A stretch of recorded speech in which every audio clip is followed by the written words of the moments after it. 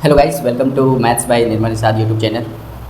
जैसा कि आप सभी जानते हैं, इन दिनों हम लोग परसेंटेज पढ़ रहे हैं और परसेंटेज में मैंने टोटल 25 क्वेश्चन करा दिए हैं और टाइप की बात करें तो हम लोग 11 टाइप करा चुके हैं। ठीक, तो आज हम लोग उससे आगे के क्वेश्चन को कवर करेंगे अपने इस वीडियो में। ठीक, वीडियो कैसी लग रही है, क्या क्या इसमें प्रॉब्लम्स आपको आ रही है, वो सब आप मुझे कमेंट के थ्रू बता सकते हैं ताकि मैं नेक्स्ट वीडियो में उनको इम्प्रूव करने की कोशिश करूँ। ठीक, तो वीडियो को आप जो लास्ट जो देखिएगा, जैसे एक चैप्टर हम लोग खत्म कर लेंगे, जैसे कि मैंने बताया था कि जो मैंने हैंड रिटन नोट्स है वो मैं आपको प्रोवाइड कर दूंगा, है ना।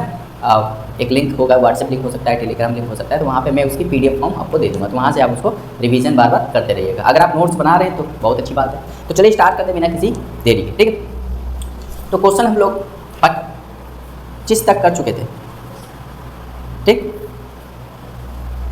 25 तक हम लोग क्वेश्चन कर चुके थे,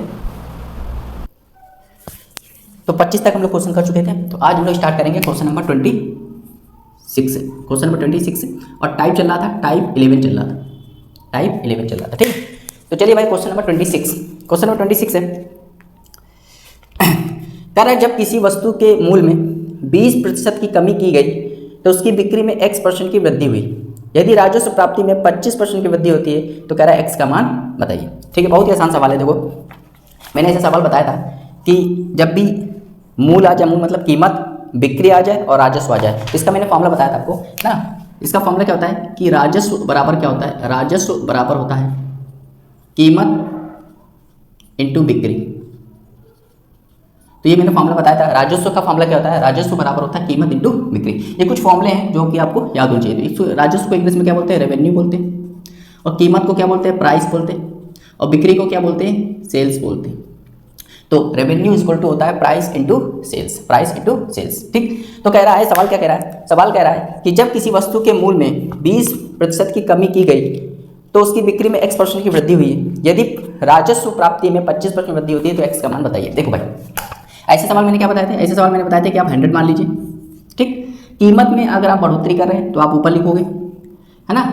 और अगर आप राजस्व में कुछ भी कर रहे हैं, बढ़ोतरी कर रहे हैं, कमी कर रहे हैं, कीमत में बढ़ोतरी कर रहे हैं या बिक्री में बढ़ोतरी कर रहे हैं, तो आप ऊपर लिखोगे। मतलब आप कीमत में कुछ भी करते हैं तो आप ऊपर लिखोगे, बिक्री में कुछ भी करते हैं आप ऊपर लिखोगे। लेकिन अगर आप राजस्व में कुछ करते हैं, राजस्व में कुछ करते हैं तो आप नीचे लिखोगे। ठीक, तो कह रहा है कि जब किसी वस्तु के मूल्य में 20% की कमी की गई, मतलब कीमत में 20% कम कर दी। पहले कीमत 100 थी, उसमें 20% कम कर दिया तो कितनी हो गई होगी, 80 हो गई होगी। कीमत में कुछ भी करोगे तो आप ऊपर लिखोगे। कह रहा है जब किसी वस्तु के मूल्य में 20% की कमी की गई तो उसकी बिक्री में x% वृद्धि हो गई। यदि राजस्व प्राप्ति में 25% वृद्धि होती है तो x का मान बताइए। अब राजस्व में क्या हुआ, 25% बढ़ोतरी हो गई। राजस्व में 25% बढ़ोतरी हो गई तो पहले कितनी थी, 100 थी, अब 25% बढ़ गई तो कितना हो गया, 125 हो गया। तो ये जो आता है ना, रिवर्स ऑर्डर में जो चीज़ आती है, देखो यहाँ पे कीमत बढ़ी है, ये राजस्व है, तो बच क्या गया, बिक्री। तो ये जो होता है ये बिक्री का खेल होता है, ये जो आता है वो बिक्री का खेल हो जाता है। तो पहले बिक्री 80 थी, अब कितनी हो गई है, 125 हो गई। तो कितनी बढ़ गई, 45 बढ़ गई। किस पे, पहले वाले 80 पे, इंटू 100। तो जब इसको सॉल्व करोगे तो 20 से काटोगे 5 बार, 20 से काटोगे 4 बार, सॉल्व करोगे तो ऊपर आ जाएगा 225/4, और सॉल्व करोगे तो आ जाएगा 56.25%। 56.25% इसका क्या हो जाएगा, राइट आंसर हो जाएगा। आया समझ में। तो बहुत ही आसान सवाल होता है। ऐसे सवाल 100 मान लो, कीमत में कुछ भी कर रहे हो ऊपर लिखो, बिक्री में कुछ भी कर रहे हो ऊपर लिखो, राजस्व में कुछ भी कर रहे हो नीचे लिखो। और जो बच जाता है ना, वो उसका रिवर्स ऑर्डर जब आप कर दोगे ना, तो वो चीज़, जैसे यहाँ पे कीमत हुआ, यहाँ राजस्व हो गया, तो बच क्या गया, बिक्री। तो बिक्री का रिवर्स ऑर्डर है, समझा। तो बिक्री पहले 80 थी, 125 हो गई, समझा है। तो बहुत ही आसान सवाल होते हैं, आप इसको माइंड में कर सकते हैं। चलिए भाई आगे आते हैं क्वेश्चन नंबर 27 पे। क्वेश्चन नंबर 27 पे आते हैं। क्वेश्चन नंबर 27, क्वेश्चन 27 है, कह रहा दाल की कीमत 25% बढ़ जाती है। एक व्यक्ति शुरुआत में 60 किलोग्राम दाल खरीदी, उसी पैसे से अब वो कितने किलो दाल खरीद सकता है, उसी पैसे से अब वो कितने किलो दाल खरीद सकता है। ठीक, देखो भाई, यहाँ से एक नया टाइप स्टार्ट होता है, टाइप 12, यहाँ से टाइप 12 स्टार्ट होता है। ठीक, तो देखो होता क्या है, देखो क्या होता है यहाँ पे मैं बताता हूँ। ठीक, एक फॉर्मूला मैंने बताया था कि आपको याद होगा, कीमत में यदि मैं यदि खर्चे का मल्टीप्लाई कर दूं, कीमत में यदि खर्चे का मल्टीप्लाई कर दूं तो क्या, सॉरी, कीमत में यदि मैं खपत का मल्टीप्लाई कर दूं, खपत या मात्रा, इसको जो भी बोल दूं, तो क्या आ जाता है, खर्चा आ जाता है। क्या आ जाता है, खर्चा आ जाता है। कीमत में यदि खपत का मैं मल्टीप्लाई कर दूं तो क्या आ जाता है, खर्चा आ जाता है। ठीक, तो इंग्लिश में बोलते हैं यदि प्राइस में यदि मैं, है ना, प्राइस में यदि मैं क्वांटिटी का मल्टीप्लाई कर दूं, क्वांटिटी भी कहते हैं इसको, कंजप्शन भी कहते हैं, तो एक्सपेंडिचर आ जाता है। एक्सपेंडिचर आ जाता है। ठीक, तो प्राइस में यदि मैं क्वांटिटी का मल्टीप्लाई कर दूं तो क्या आ जाता है, एक्सपेंडिचर आ जाता है, एक्सपेंडिचर आ जाता है। ठीक ठीक है, तो एक्सपेंडिचर आ जाता है। ठीक, अब होता क्या है, देखो यहाँ पे क्या होता है, कंसेप्ट क्या होता है, जब खर्चा क्या होता है, खर्चा जब खर्चा कांस्टेंट होता है, कांस्टेंट मतलब जब खर्चा चेंज नहीं होता है, जब खर्चा चेंज नहीं होता है, कांस्टेंट होता है, नियत होता है, अपरिवर्तित होता है, तो देखो कीमत का तो तब क्या होता है, देखो कीमत का मान लो रेशियो क्या है, कीमत का रेशियो ए रेशियो बी, तब कीमत का रेशियो मान लो कीमत का रेशियो क्या है, ए रेशियो बी है, और खर्चा क्या है, कांस्टेंट है। तो जो कीमत का रेशियो, जब खर्चा कांस्टेंट होता है, जब खर्चा कांस्टेंट होता है तो जो कीमत का रेशियो होता है उसका उल्टा खपत का रेशियो हो जाता है, मतलब खपत का रेशियो क्या हो जाएगा, बी रेशियो ए हो जाएगा। याद रखिए, बहुत इंपॉर्टेंट पॉइंट है, जब खर्चा कांस्टेंट होता है, जब खर्चा क्या होता है, कांस्टेंट होता है, तो कीमत का जो रेशियो होता है उसका उल्टा खपत का रेशियो हो जाता है, प्राइस का जो रेशियो होता है उसका उल्टा क्वांटिटी का रेशियो हो जाता है। बस इतनी चीज़ आपको याद रखनी है कि जब खर्चा कांस्टेंट होता है, जब खर्चा कांस्टेंट होता है तो कीमत का जो रेशियो होता है, जैसे कीमत का रेशियो है 1:2, तो यहाँ से आप खर्चा कांस्टेंट है तो यहाँ से आप क्वांटिटी का रेशियो बता दोगे 2:1, 2:1। इतनी चीज़ समझ में आई, अगर इतनी चीज़ समझ में आ गई, ये टाइप आपको बहुत आसानी से समझ में आ जाएगा। चलिए क्वेश्चन नंबर 27, क्वेश्चन नंबर 27 है, यार दाल की कीमत में 25% बढ़ जाती है, दाल की कीमत 25% बढ़ जाती है, तब एक व्यक्ति शुरुआत में 60 किलो दाल खरीदता था, अब उसी पैसे से बता रहा है ना, जितना पैसे पहले लगते थे उतना पैसे अभी भी लग रहे हैं, मतलब खर्चा कांस्टेंट है, तो अब वो कितने दाल खरीद सकता है। तो देखो हुआ क्या, इसमें दाल की कीमत 25% बढ़ गई। ठीक, तो देखो कीमत मतलब प्राइस, तो प्राइस क्या हुआ, प्राइस 25% बढ़ गया, तो 25% क्या होता है, 25% का मतलब होता है 1/4, और बढ़ गया मतलब प्लस, तो जो भी जैसे 25% क्या होता है, 1/4 होता है, मतलब पहले दाल 4 की थी, पहले दाल का प्राइस क्या था, 4 था, अब 1 बढ़ गया तो कितना हो गया, 5 हो गया, तो दाल हो गया 4 से 5। अब मैंने बताया था जब खर्चा कांस्टेंट होता है तो यहाँ पे बोल रहा है उसी पैसे मतलब पहले जितना पैसा लग रहा था, पहले जितना पैसा खर्चा हो रहा था, अभी भी उतना ही पैसा आपको खर्चा करना है, तो उसी पैसे में, तो जब उसी पैसे में आ जाए तो प्राइस का जो उल्टा होता है वो क्वांटिटी हो जाता है, तो क्वांटिटी का रेशियो क्या हो जाएगा, 5:4 हो जाएगा, क्योंकि प्राइस का रेशियो क्या है, 4:5 है, तो क्वांटिटी का रेशियो 5:4 हो जाएगा। तो हम लोग के हिसाब से पहले हम लोग कितनी क्वांटिटी करते थे, 5, अब कितनी कर रहे हैं, 4 करें। अब देखो सवाल में ये दिया है कि दाल की कीमत में 25% बढ़ोतरी होती है, जिससे एक व्यक्ति शुरुआत में 60 किलोग्राम दाल खरीदता था, तो अब कितने किलोग्राम दाल खरीद सकता है, तो पहले वो 60 खरीदता था, 60 kg खरीदता था। देखो हम लोग के हिसाब से कि हम लोग कितना खरीदते थे, 5 यूनिट, अब यहाँ पे 60, तो 5 को बनाना 60, तो कितना गुना है, हो गया 12 गुना है, तो ये भी 12 गुना हो जाएगा। भाई हम लोग हिसाब से 5 है, जबकि सवाल कह रहा है 60 kg, तो कितना गुना है, 12 गुना, तो ये भी 12 गुना हो जाएगा, तो 48 kg। तो अब वो कितना खरीदेगा, 48 kg खरीदेगा, अब कितना खरीदेगा, 48 kg खरीदेगा। आया समझ में, बहुत ही आसान सवाल था, उम्मीद करते हैं कुछ नहीं आएगा, ये बिल्कुल इसका टाइप 12 का ये बिल्कुल बेसिक सवाल है ना। अब आते हैं क्वेश्चन नंबर 28, क्वेश्चन नंबर 28 और अच्छे सवाल मिलेंगे। क्वेश्चन नंबर 28, क्वेश्चन नंबर 28 है, कह रहा नमक की कीमत में 15% की कमी एक व्यक्ति को 272 रुपये में 2 किलो अधिक नमक खरीदने में सक्षम बनाती है। तो कह रहा है नमक की घटी हुई कीमत प्रति किलोग्राम कितनी है, नमक की घटी हुई कीमत प्रति किलोग्राम कितनी है। ठीक है भाई, नमक की कीमत में 15% की कमी हो, नमक की कीमत में 15% की कमी हो गई, तो देखो प्राइस क्या था, प्राइस क्या हो गया, 15% से कम हो गया, 15% क्या होता है, 15/100, 15% क्या होता है, 15/100, 5 से काटोगे तो 3 बार, 5 से काटोगे तो 20 बार, और कमी बता रहा मतलब माइनस, तो 15% की वैल्यू क्या होती है, 3/20, और कमी बता रहा मतलब माइनस, मतलब पहले उसका प्राइस 20 था, अब 3 कम हो गया तो कितना हो गया, 17 हो गया, अब 3 कम हो गया तो कितना हो गया, 17 हो गया। ठीक, तो कह रहा है कि नमक की कीमत में 15% की कमी एक व्यक्ति को 272 रुपये में 2 किलोग्राम अधिक नमक खरीदने में सक्षम बनाता है। देखो यहाँ पे 272 रुपये में, 272 रुपये मतलब क्या समझ रहे हो कि पहले भी 272 रुपये यूज करता था, अभी भी 272 रुपये यूज करता है, मतलब यहाँ पे खर्चा कांस्टेंट है, खर्चा क्या है, कांस्टेंट है, खर्चा क्या है, कांस्टेंट है, और वो भी कितना है, 272 रुपये, 272 रुपये, याद रखना। तो जब खर्चा कांस्टेंट होता है तो प्राइस का जो रेशियो होता है उसका उल्टा क्वांटिटी का रेशियो हो जाता है, तो क्वांटिटी क्या हो जाएगी, 17 से 20 हो जाएगी, 17 से 20। अगर प्राइस का रेशियो 20 से 17 है तो क्वांटिटी का रेशियो हो जाएगा 17 से 20, 17 से 20 हो जाएगा। आ रहा भाई समझ, चलो भाई आगे देखते हैं। तो पहले हम लोग 17 यूनिट खाते थे, अब कितना खा रहे हैं, 20 यूनिट खा रहे हैं। सवाल में देखो क्या कह रहा है, तो हम लोग कितना ज़्यादा खा रहे हैं, आप कहोगे हम 3 यूनिट ज़्यादा खा रहे हैं, जबकि सवाल क्या कह रहा है, नमक की कीमत में 15% की कमी से एक व्यक्ति को 272 रुपये में 2 किलोग्राम अधिक नमक खरीदने में सक्षम बनाता है। हम लोग कितना ज़्यादा खरीद रहे हैं, 3, और सवाल में कह रहा है 2, तो 3 को बनाना है 2, भाई हम लोग हिसाब से 3 आ रहा है, जबकि सवाल कह रहा है 2 बनाना है। तो अब देखो ध्यान से देखो, सवाल कह रहा है 2 kg बनाना है, 3 को बनाना है 2 kg, तो देखो कैसे बनाते हैं, मुझे 2 बनाना है 3 को, तो मैं क्या करूँगा, 2 ऊपर लिखूंगा और इस 3 को हटाना पड़ेगा, तो 3 से डिवाइड कर दूंगा। मतलब अगर मैं 3 में 2/3 से मल्टीप्लाई कर दूँ, 3 में 2/3 से मल्टीप्लाई कर दूँ तो ये 3 कट जाएगा, और यहाँ पे 2 kg आ जाएगा। तो समझ में आया? तो हम लोग को ऐसे बनाना होता है, मतलब हम लोग 3 में किसका मल्टीप्लाई करते हैं, 2/3। तो अगर मैं 2/3 से यहाँ मल्टीप्लाई कर रहा हूँ तो मुझे यहाँ पे भी मल्टीप्लाई करना पड़ेगा, 17 गुणे 2/3। यहाँ भी मल्टीप्लाई करना पड़ेगा 20 गुणे 2/3। यहाँ हो जाएगा 40/3, ये kg आ जाएगा, और यहाँ हो जाएगा 34/3 kg। ठीक, अब क्या पूछ रहा है, तो ये जो है ना, ये जो क्वांटिटी है ये पहले की क्वांटिटी है, और ये जो क्वांटिटी है ये घटने वाली क्वांटिटी या बढ़ने वाली क्वांटिटी है ना। ये पहले की क्वांटिटी होती है, ये अभी की क्वांटिटी है। अब पूछ क्या रहा है, कह रहा है नमक की घटी हुई कीमत प्रति किलोग्राम कितनी है। नमक की घटी हुई कीमत बतानी। अगर पूछता नमक की वास्तविक कीमत बताइए तो आप यहाँ से निकालते। अगर पूछ रहा है नमक की वर्तमान कीमत बताइए तो यहाँ से निकालते। लेकिन अगर पूछ रहा है नमक की बढ़ी हुई कीमत बताइए तो भी यहाँ से निकालोगे, घटी हुई कीमत बताइए ये भी यहाँ, मतलब रेट। तो रेट कैसे निकालते हैं, देखो रेट निकालने का फॉर्मूला क्या है, रेट निकालने का फॉर्मूला होता है कितना रुपये आपके पास है और कितनी क्वांटिटी यूज करते हो। कितना रुपये आपके पास और कितनी क्वांटिटी यूज करते हो, उसी को क्या बोलते हैं, रेट बोलते हैं। ठीक, देखो कितने रुपये हैं, 272 रुपये, और घटी हुई कीमत बतानी है। तो घटी हुई कीमत बतानी है या बढ़ी हुई कीमत बताओ तो आप यहीं से बताओगे, है ना। तो यहाँ पे देखो कितनी क्वांटिटी यूज कर रहा है, 40/3। तो 40/3 3 ऊपर चला जाएगा। ठीक, तो 4 से काट दोगे, तो 4 से काटोगे तो ये जाएगा 6 बार 24, और फिर 8 बार। ठीक, और यहाँ पे 4 से काटोगे तो आ जाएगा 10, और मल्टीप्लाई कर दोगे तो 180 204, तो 204/10, यहाँ हो जाएगा 20.4 रुपीज़ पर kg। तो ये इसकी कीमत आ जाएगी। ये क्या जाएगी, इसकी कीमत आ जाएगी 20.4 रुपीज़ पर kg। उम्मीद करते हैं आपको समझ में आया हो। तो समझ में आया। यहाँ पे रेट निकालने का फॉर्मूला क्या है, रेट निकालने का फॉर्मूला होता है कि रुपये ऊपर लिखो और क्वांटिटी नीचे लिखो। अगर आपसे पूछे पहला वाला रेट बताइए, तो पहला वाला रेट बताने के लिए आपको रुपये तो इतने ही है ना, पहला वाला रेट बताने के लिए आपको ये क्वांटिटी यूज करनी पड़ेगी 34/3। लेकिन अभी का रेट बताना है या घटी हुई कीमत बतानी है, बढ़ी हुई कीमत बतानी है, तो आप इस क्वांटिटी का यूज करोगे। तो पहले वाली को अगर रेट बताना है इस क्वांटिटी का यूज करोगे, और बढ़ी हुई या घटी हुई बताना है तो आप इस क्वांटिटी का यूज करोगे। बहुत ही इंपॉर्टेंट सवाल है। यही सवाल, यही कंसेप्ट आपको प्रॉफिट एंड लॉस में भी मिलेगा। तो कुछ कंसेप्ट जो होते हैं हर चैप्टर में कुछ कुछ सेम होते हैं, है ना। जैसे पिछले वाला जो कॉन्सेप्ट बताया था मेंसुरेशन में आपको मिलेगा, है ना, मेंसुरेशन वाले मिलेगा जिसमें भुजा उजा, है ना, आधार भुजा ये सब दिया रहता है। और ये वाला कंसेप्ट आपको प्रॉफिट एंड लॉस में मिलेगा। तो बेसिक होता है, परसेंटेज क्या होता है, बेसिक चैप्टर होता है। ठीक है, आगे चलते हैं। क्वेश्चन नंबर 28 हो गया। अब आते हैं क्वेश्चन नंबर 29।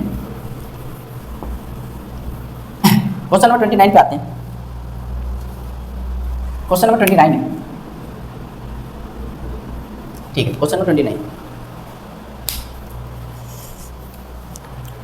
क्या सेवलॉन की कीमत में 20% की वृद्धि हुई और फिर 10% की वृद्धि हुई, कह रहा संयुक्त वृद्धि ज्ञात कीजिए। सेवलॉन की कीमत में 20% की वृद्धि हुई, है ना, और फिर 10% की वृद्धि हुई, तो कह रहा संयुक्त वृद्धि ज्ञात कीजिए। देखो भाई, यहाँ से क्या होता है कि इसमें यहाँ से नया टाइप बन जाता है ना, टाइप नंबर 13। ये रेशियो मेथड वाला टाइप है ना, मतलब इसमें लगातार वृद्धि दिए रहते हैं, लगातार कमी दिए रहते हैं, है ना। 3 बार भी दे सकते हैं, वृद्धि वृद्धि कमी कमी कमी वृद्धि, है ना। तो आपको इसको रेशियो मेथड से करना होता है। ठीक है, तो सवाल क्या था, कह रहा सेवलॉन की कीमत में 20% की वृद्धि हुई और फिर 10% की वृद्धि हुई, कह रहा संयुक्त वृद्धि ज्ञात कीजिए। देखो संयुक्त वृद्धि ज्ञात कीजिए। तो पहले 20% की वृद्धि हुई, तो 20% की वृद्धि हुई और फिर 10% की वृद्धि हुई। तो सबसे पहले आप इसको ऐसे लिख लीजिए, कह रहा सेवलॉन की कीमत में पहले 20% वृद्धि हुई, फिर 10% वृद्धि हुई, संयुक्त वृद्धि बतानी। अब देखो 20% कितना होता है, 20% होता है 1/5, और वृद्धि हुई मतलब प्लस। तो देखो पहले क्या हुआ, पहले प्राइस उसका 5 था, फिर 1 बढ़ गया तो कितना हो गया, 6 हो गया। 10% का मतलब क्या होता है, 1/10, वृद्धि हुई मतलब प्लस। तो पहले उसकी वृद्धि कितनी थी, 10 से क्या हो गई, 11 हो गई। तो ये आप धीमे धीमे आप सीख जाओगे। तो जब संयुक्त वृद्धि निकालते हैं तो इसका मल्टीप्लाई कर देते हैं, 10 का 5 में करो क्या हो जाएगा 50, इसके इसमें करो क्या आएगा 66। तो मतलब पहले उसकी कीमत 50 थी, अब उसकी कीमत 66 हो गई। तो कितना बढ़ गया है, 16 बढ़ गया है। किस पे, 50 इंटू, ये इसको काट देगा 2 बार, 16 दूनी 32%। तो 32% इसका राइट आंसर हो जाएगा, 32% इसका राइट आंसर हो जाएगा। आया समझे, 32% इसका राइट आंसर हो जाएगा। चलिए भाई, क्वेश्चन नंबर 29 हो गया। अब आते हैं क्वेश्चन नंबर 30 पे। क्वेश्चन नंबर 30 पे आते हैं, कि बहुत आसान सवाल होते हैं, है ना। चलो भाई क्वेश्चन नंबर 30 पे। क्वेश्चन नंबर 30 है, यही टाइप चल रहा है, टाइप नंबर 12, टाइप नंबर 12 चल रहा है, 12 चल रहा है कि 30 चल रहा है, टाइप नंबर 12 चल रहा है। ठीक, चलो भाई क्वेश्चन क्या है, कह रहा है एक संख्या में पहले 28% की कमी की जाती है और फिर 28% की वृद्धि की जाती है। इस प्रकार प्राप्त संख्या मूल संख्या से 784 कम है, कह रहा मूल संख्या ज्ञात कीजिए। देखो भाई, पहले कह रहा है कि 28% की कमी की गई, तो इसको लिख लो। पहले 28% की कमी की गई और फिर 28% की वृद्धि की गई। ठीक, पहले 28% की कमी की गई फिर 28% वृद्धि की गई। तो कह रहा है कि इस प्रकार प्राप्त संख्या मूल संख्या से 784 कम है, मूल संख्या बताइए। देखो भाई, सबसे पहले आप ये देखिए कि 28% होता कितना है, 28% क्या होता है, 28/100, 4 से काटोगे 7 बार, 4 से काटोगे 25 बार। तो पहले क्या हुआ, पहले कमी हुई, तो पहले को मैं तो 25 में 7 कम कर दो तो कितना हो जाएगा 18। तो पहला क्या रेशियो बना, 25 से 18 रेशियो से होता है। फिर क्या हुआ, वृद्धि हो गई, तो 25 से क्या हो गया 7 बढ़ गया, तो 25 7 32 हो गया।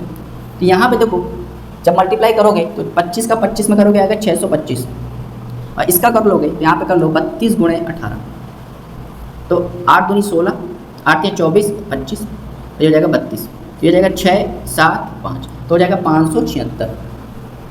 मतलब पहले उसका प्राइस क्या था, पहले उसका प्राइस था 625, फिर क्या हो गया 576 हो गया, 576 हो गया। तो कितनी कमी हो गई, देखो 25 की कमी आ गई और 24 की कमी आ गई, तो मतलब कितने की कमी हो गई, 49 यूनिट की क्या हो गई, कमी हो गई। और यही सवाल में दिया है, यही सवाल में देखो ध्यान से दिया है 784 दिया है, यही सवाल में कितना दिया है 784। इस प्रकार प्राप्त संख्या मूल संख्या से 784 कम प्राप्त होता है। यहाँ से एक यूनिट में वैल्यू निकालो, एक यूनिट वैल्यू निकालो, एक यूनिट जब वैल्यू निकालोगे तो 49 से जब भाग दोगे 49 एकम 49 है ना, और यहाँ बच जाएगा 50 28 29 6 बार, तो 16। एक यूनिट वैल्यू कितनी आ जाएगी, 16 आ जाएगी। एक यूनिट वैल्यू कितनी आ जाएगी, 16 आ जाएगी। आपको क्या कह रहा है, आपको बताना है मूल संख्या बताइए। मूल संख्या क्या है 625। जब भी वास्तविक संख्या पूछे 625, मूल संख्या पूछे 625, अभी की संख्या पूछे वर्तमान वाली पूछे तो 576। एक यूनिट 16 है तो 625 यूनिट कितना हो जाएगा, तो 625 गुणे 16, 625 गुणे 16। तो यहाँ पे देखो इसको मल्टीप्लाई करोगे है ना, जब मल्टीप्लाई करोगे तो कितना आंसर आ जाएगा, इसका आंसर आ जाएगा 10,000। कितना आ जाएगा 10,000 आ जाएगा। तो मल्टीप्लाई करना आपका काम है, मल्टीप्लाई कर ले तो 10,000 इसका राइट आंसर हो जाएगा, 10,000 इसका राइट आंसर हो जाएगा। आ रहा समझे, बहुत ही आसान सवाल था। जब भी ऐसा सवाल है, इस टाइप का सवाल है, तो आपको क्या करना है, इस टाइप का सवाल कभी भी है ना, 13 चला सर है ना, टाइप क्वेश्चन में 13। तो जब भी इस टाइप का सवाल आए आप क्या करो, आप उसको रेशियो मेथड से करो, रेशियो मेथड से करो। और कभी भी अगर वर्तमान कीमत पूछे तो आपको यहाँ पे आना है, और प्रारंभिक वाली पूछे तो यहाँ पे आना है। ठीक है, चलिए भाई क्वेश्चन नंबर 30। अब आते हैं 31, क्वेश्चन नंबर 31।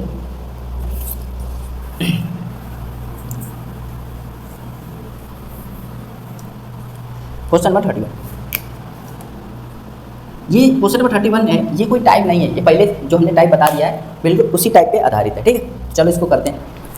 कह रहा गेहूं की खपत में 20% और खर्च में 50% वृद्धि होती है, कीमत में क्या असर होगा। देखो भाई ये सवाल मैं बता चुका था कि खपत कीमत खर्च है ना, ये वाला मैंने फॉर्मूला बताया था कि कीमत में यदि क्या कर दो, कीमत में यदि क्या कर दो, खपत का मल्टीप्लाई कर दो तो क्या आ जाता है, खर्चा आ जाता है।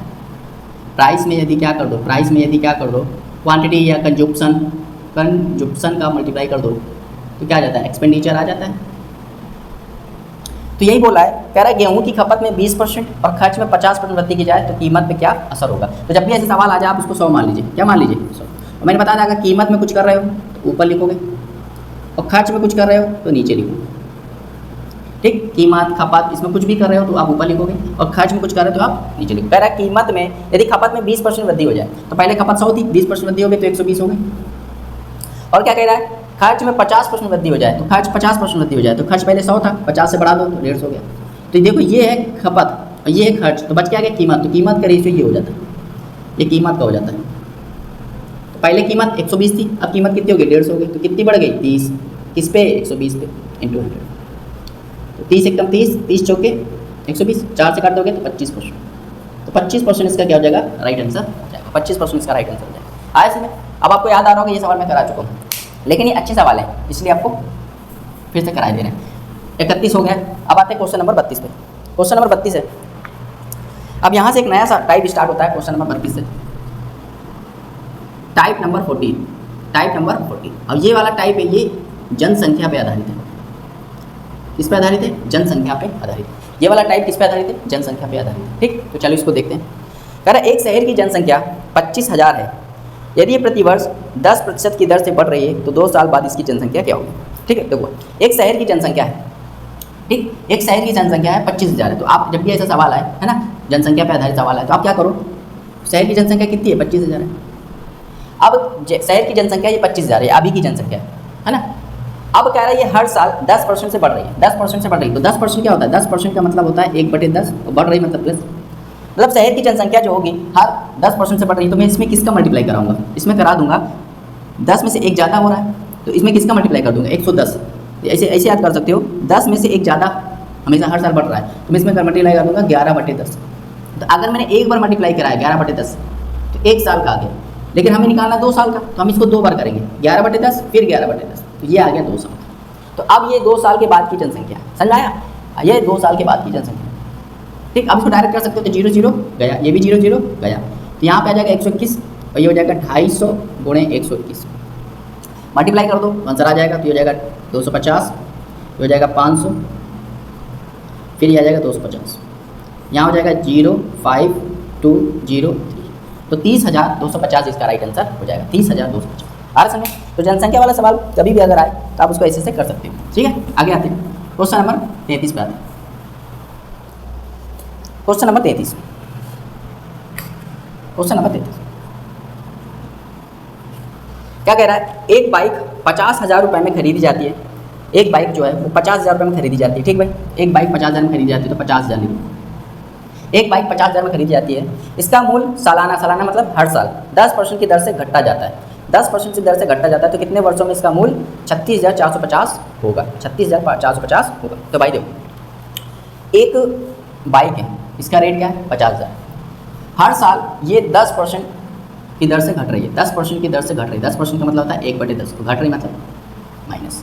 तो अब मैं क्या करूँगा, इसमें किसका मल्टीप्लाई करूँगा, तो कहोगे 9/10 का मल्टीप्लाई करूँगा, क्योंकि 10 में से एक कम। अब ये 1 साल का होता तो एक बार मल्टीप्लाई करते, 2 साल का होता तो 2 बार मल्टीप्लाई करते, 3 साल का होता तो 3 बार मल्टीप्लाई करते, लेकिन हमें यही तो निकालना है कितने साल बाद, तो हम ये नहीं पता, तो इसके ऊपर पावर क्या लगा देंगे, n लगा देंगे। अब मान लो n साल बाद क्या हो गया, इसकी वैल्यू कितनी होगी 36,450, 36,450 हो गया। तो आपको बस ये n निकालना है, क्या निकालना है, n निकालना, बहुत आसान है। आप क्या करो, ये वैल्यू उठा के मान ले जाओ, तो यहाँ पे बचेगा 9/10 की पावर n, ये हो जाएगा 36,450 और यहाँ हो जाएगा 50,000। देखो आपको मैं समझा रहा हूँ, इसलिए मुझे टाइम लग रहा है, अगर मुझे सॉल्व करना होता तो आप डायरेक्ट कर सकते हो, आपकी डायरेक्ट ये वाली लाइन लिखनी होती है। तो 0 0 गया, 5 से काट दोगे तो ये 9, ये आ जाएगा 2, है ना, 9 क्या है, ये 7 आ जाएगा, 7 2 9, ये काटोगे तो आ जाएगा 1,000। अब देखो यहाँ पे 9/10, ये पावर है n।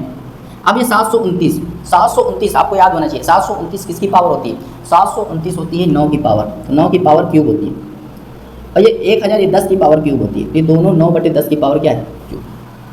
तो देखो यहाँ पे ये दोनों बराबर है, ये दोनों बराबर है, तो पावर भी बराबर हो जाएगी। अगर बेस बराबर होता है तो पावर भी बराबर हो जाती है, तो पावर यहाँ n की जगह क्या कहती है, मतलब 3 साल बाद ये जनसंख्या कितनी हो जाएगी, 36,450 हो जाएगी। ठीक, तो अब देखो डायरेक्ट इसको करना होता है, ये सब लिखना नहीं होता है ना, ये सब लिखना नहीं होता है, डायरेक्ट आपको इसको करना होता है। तो डायरेक्ट देखो कैसे करना होता है, डायरेक्ट मैं बता देता हूँ, यही सवाल को हम लोग डायरेक्ट कैसे करेंगे, क्योंकि इतनी चीज़ें आप लिखोगे नहीं, ये माइंड ही माइंड में करोगे। ठीक, कह रहा है एक शहर की जनसंख्या कितनी थी, 50,000 थी, तो 50,000 लिख लो। ठीक, कितने साल बाद, एक शहर की जनसंख्या है, कितने साल बाद 36,450 हो जा रही है, तो भाई अब इसको काट दो, 0 0 काट दो, इसको सॉल्व कर लो, तो काटोगे 1,000 आ जाएगा, इसको काटोगे तो आ जाएगा 729। अब देखो ध्यान से देखो, अगर ये क्यूब रूट बन रहा है, अगर ये किसी का क्यूब बन रहा है तो 3 साल लगेगा, अगर ये किसी का स्क्वायर बन रहा है तो 2 साल लगेगा, मतलब जितना, जैसे ये 10 का क्यूब है और ये क्या है 9 का क्यूब है, इसका मतलब यहाँ पे क्यूब बन रहा है, तो क्यूब बन रहा है तो 3 साल लगेगा, तो n की वैल्यू क्या आ जाएगी 3 है।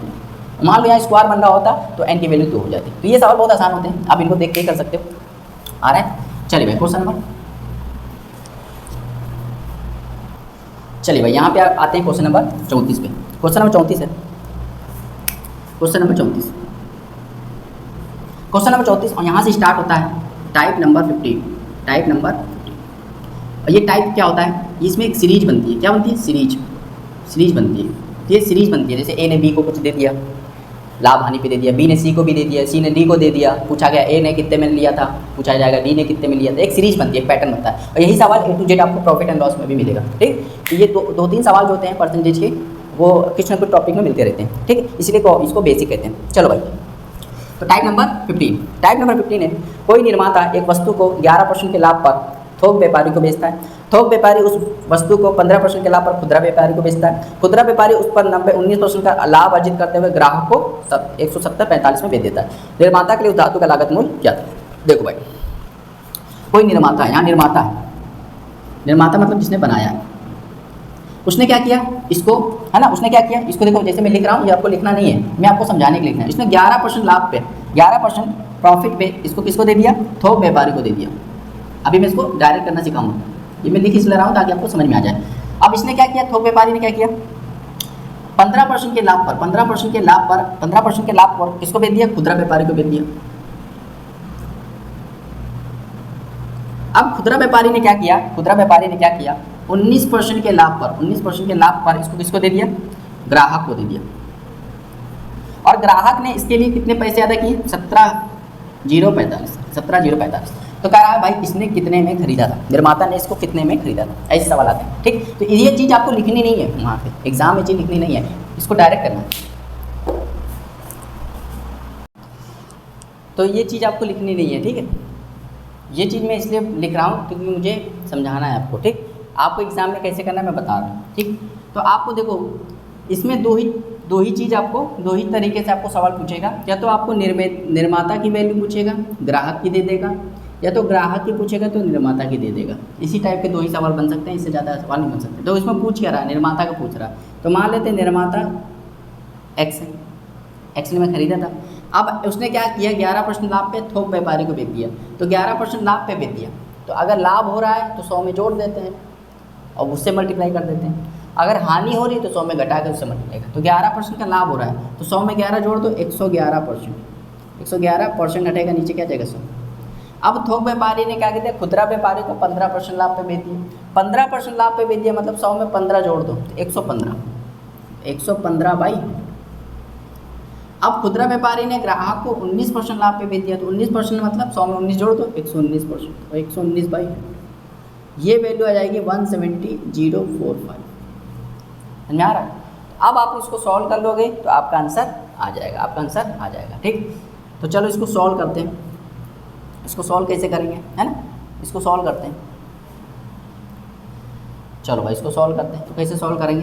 कुछ कट रहा है तो 5 से काटो, 5 से काटोगे तो ये आ जाएगा 23 बार, और 5 से काट लो तो ये हो जाएगा 34, है ना, 0 9 3409 3409 सही किया कि नहीं ना? 3409। ठीक है, अब आप इसको, अगर मैं इसको 7 से